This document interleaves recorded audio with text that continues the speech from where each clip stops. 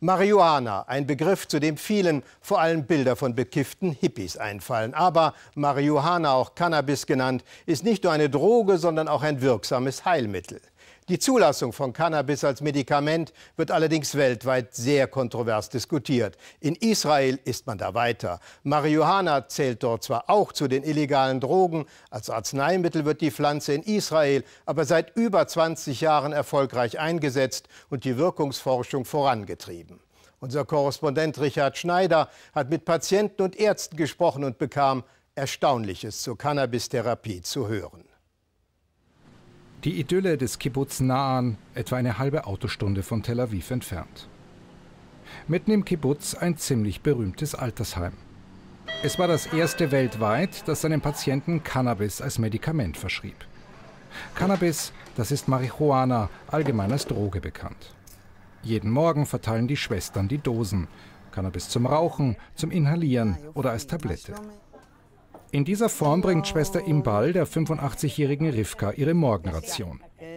Rivka litt unter massiver Arthritis. Sie konnte nicht mehr gehen oder stehen. Eines Nachts wollte sie aufstehen und brach vor Schmerz zusammen.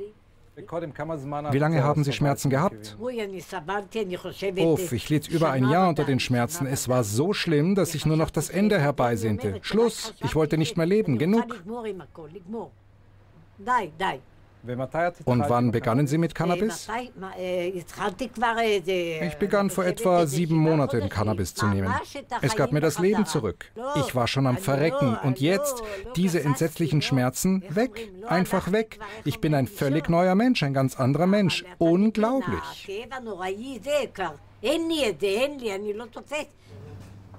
Fast alle Patienten hier bekommen Cannabis, hier etwa in einem Schokopudding vermischt.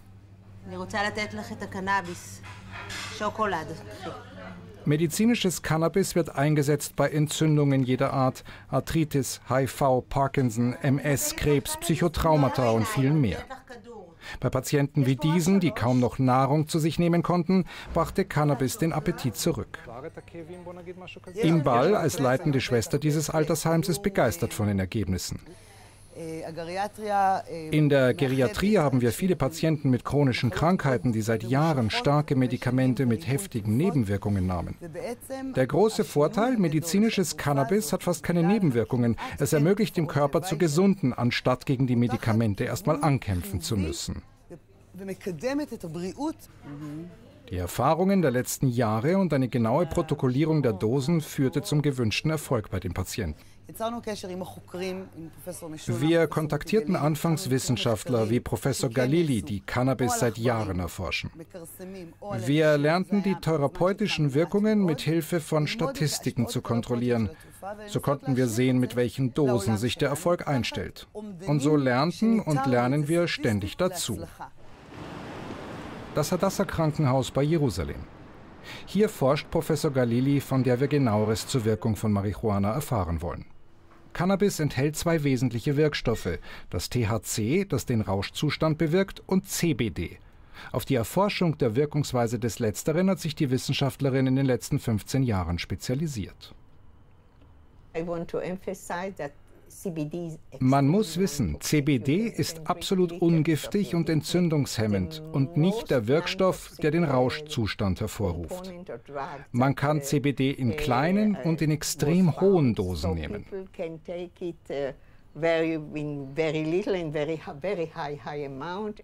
Ein Beispiel ihrer Forschungsergebnisse.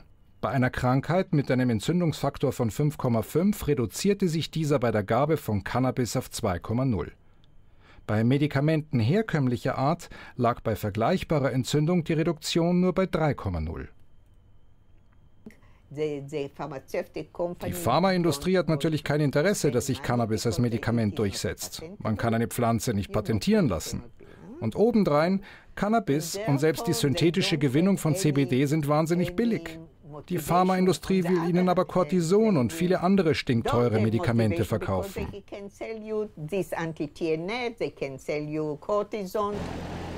Dennoch, in Israel wird Cannabis immer populärer. Im ganzen Land gibt es Treibhäuser, die vor allem von der Gesellschaft Tikkun Olam, zu Deutsch Heilung der Welt, betrieben werden. Hier wird Marihuana mit verschiedenen Stärken von CBD und THC gezüchtet. Das alles unter Überwachung und Kontrolle des Gesundheitsministeriums. Wir besuchen einen Laden von Tikkun Olam mitten in Tel Aviv, streng bewacht vom staatlichen Sicherheitsdienst. Kranke kommen hierher, um gegen Rezept und Personalausweis ihre Ration für den Monat zu kaufen. Dass CBD entzündungshemmend und schmerzlindernd ist, wissen wir bereits. Es gibt auch Fälle von Parkinson, wo das Zittern damit aufhörte. Doch auch der Wirkstoff THC, der den Rausch erzeugt, hilft vielen Menschen. Vor allem Krebspatienten und solchen mit posttraumatischen Störungen. Nochmal zurück ins Altersheim des Kibbuz Na'an. Hier lebt der französische Holocaust-Überlebende Moshe Roth. Über 30 Jahre litt er an posttraumatischen Störungen, Schlaflosigkeit, Panikzustände, sogenannte Flashbacks in die entsetzliche Kindheit unter dem Hakenkreuz. Seit einem Jahr erhält er von Inbal Marihuana zum Rauchen. Ich ziehe meinen Hut vor Inbal, denn das Cannabis hat mich tatsächlich von meiner ewigen Qual, von meinen Albträumen und dem Holocaust befreit.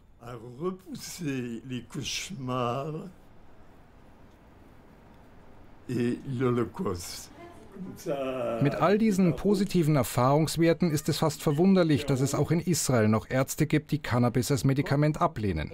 Wir fragten Professor Galili, warum das so ist. Ich kann die Angst verstehen. Besonders die Cannabis-Extrakte haben verschiedene Komponenten, die noch nicht ganz erforscht sind. Und diese Ärzte haben Angst, dass die Patienten sie verklagen könnten, falls es nicht zur gewünschten Wirkung oder zu Nebenwirkungen kommt. Dann könnten sie sagen, das ist so, weil wir diese Extrakte genommen haben. Doch der Siegeszug von Cannabis als Medikament scheint, zumindest in Israel, nicht mehr aufzuhalten zu sein. Die beste Werbung sind immer noch all die Patienten, die dank Marihuana eine völlig neue Lebensqualität erhalten.